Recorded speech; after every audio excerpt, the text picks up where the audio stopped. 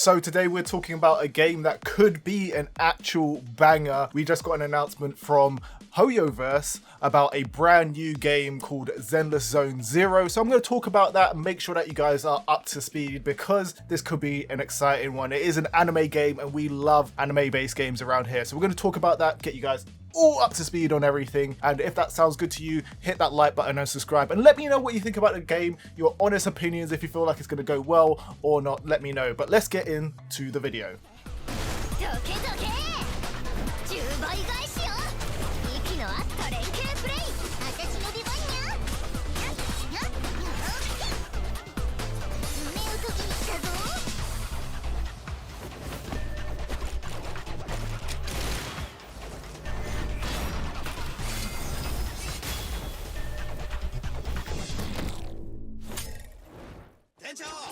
So first things first, the developer of the game is Hoyoverse, and if you don't know who Hoyoverse is, and I was kind of confused about this one, it is actually Miyoho. They've recently rebranded, and for those of us that don't play the other games that they make, such as like Genshin Impact or Honkai, we might not have known that they've actually rebranded. So if you think of this is a new developer, it isn't. It is a seasoned veteran that knows what they're actually doing, but this game will probably come with all of the good and bad that comes with classic Miyoho games like Genshin Impact and Honkai Impact. So if you like those, you probably like this. If you don't like that, I don't know, maybe they've remixed it enough so that they can get new players in. In terms of gameplay and game genre, the game is set to be a anime style 3D action RPG with roguelike elements, and we'll talk about more of those roguelike elements and what that actually means for the game later on in the video, so you guys know exactly how they're kind of remixing a familiar format to fit this and make it a bit more exciting. For the setting, we have a complete departure from what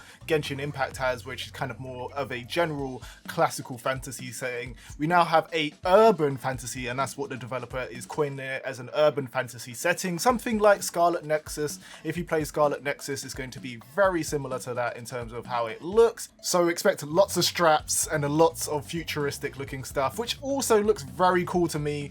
I think that kind of aesthetic is awesome in games and you don't really get to see it all that much. So I'm happy to see that this is the theme that they've gone for. So for the combat, it looks like it's going to be super fast-paced action, similar to your console games or your hack and slashers, or if you're on mobile and you're more familiar with that, similar to something like Punishing Great Raven.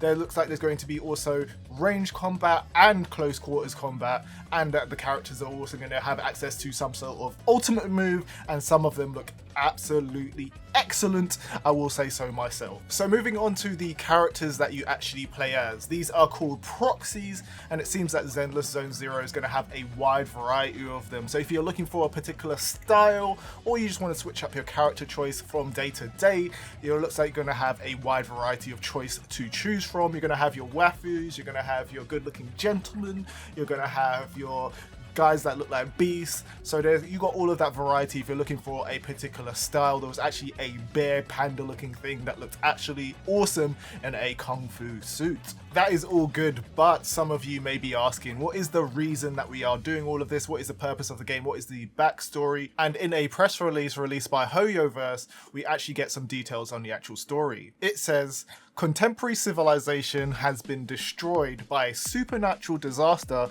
known as the Hollows. They exponentially grow out of the air, creating disordered dimensions where mysterious monsters dubbed ethereal roam. New Eridu, the last urban civilization that survived the apocalypse, managed to thrive by acquiring the technology to extract valuable resources out of the Hollows. So that was a bit about the background, but they've actually got a little bit more about how the proxies function in the world, which is pretty cool. For the proxies, it basically says players in the game take the role of a proxy, a special professional who guides people in their exploration of the Hollows. A great many people want to enter the Hollows for their own various reasons, and the proxies are their indispensable partners. Players will help them explore the Hollows, battle their enemies, achieve their goals in a process to learn more about the stories. And that sounds pretty cool to me. I don't know about you. It's a pretty basic story, but it sounds pretty cool. It sounds like we're going to go in, we're going to be exploring, we're going to be be helping other people adventure through this stuff and uncovering more about the story. So that sounds really good, and the kind of whole backstory with like civilization and that post-apocalyptic stuff is always really cool to me.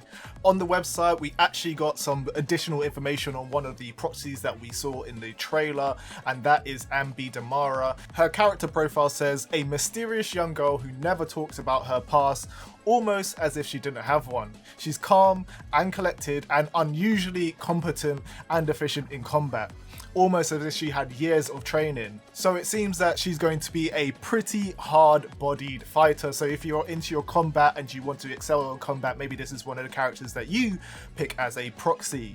Alongside that, there is additional information on how she became part of her particular faction and how she was brought into that, and that was basically that she was brought in by another character and now she has an emotional dependence on that particular character, and that she also loves watching movies and doesn't have the common sense to discern that they aren't real life stuff and thinks that they are real life stories.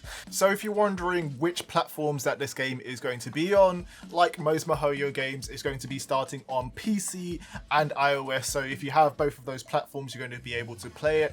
I'm probably going to end up playing it on PC more so, but hopefully they open this up to more platforms in the future, as they've done with Genshin Impact and their other games. They've progressively put it onto more and more stuff. I think there's rumor that Genshin Impact is basically coming to Switch relatively soon as well, and that isn't dead, so that is pretty cool. Hopefully they do that and it isn't too long of a wait for Zenless Zone Zero to be on other platforms so that more people can experience it. It's always fun where there's like a bigger community for everybody to experience the game with. Talking about experiencing the game, if you actually want to get your hands on it, they've actually opened up closed beta signups on the website. We don't have a date for when the beta is actually going to go live, but if you head over to the website, there's like a small short questionnaire and you can actually sign up and get access to the game once it actually launches. Hopefully you get picked.